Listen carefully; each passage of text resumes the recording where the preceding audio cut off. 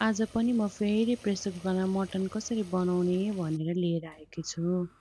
सबैभन्दा पहिले त प्रेसर कुकरलाई हिट गरौँ, त्यसपछि हामी तेल राखौँ होइन? अनि साथसाथै आज चाहिँ तेल अलिक बेसी खरेको थियो अनि ल्वाङ, सुक्मेल, तेजपत्ता पड्काऊँ अनि तेल खरेको हुनाले चाहिँ मैले सँगसँगै नै प्याज पनि राखिदिएँ। अब प्याजलाई चाहिँ गोल्डन ब्राउन नभइन्जेलसम्म फ्राई गरौँ।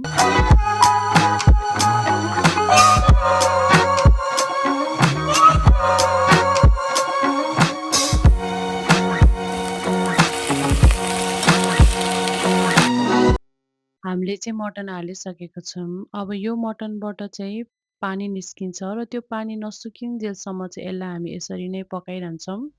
पानी सुकेपछि चाहिँ हामी एकछिन बेसार र नुन हालेर चलाउँछौँ। चप गरेर राखेको अदुवा, लसुन, हरियो खोर्सानीहरू पनि राखेर यसमा चाहिने मरमसला सबै राख्छौँ। रेसिपीमा जति पनि मरमसला चाहिन्छ सबै मैले साइडमा लेखेर राखेकी छु।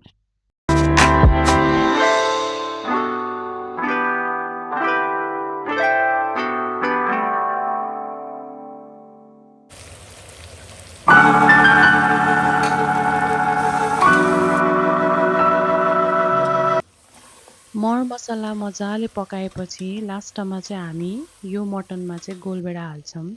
गोलभेडा हालेर नि मजाले पकाउनु होला। ल हेर्नुहोस् त हाम्रो मटन यस्तो देखेको छ। अब यसलाई पनि एकछिन मजाले पकाएपछि म पानी हाल्छु 1 कप जति, धेरै हाल्दिनँ। अनि यसलाई चाहिँ म 5 सिटी लाग्न छोडिदिन्छु।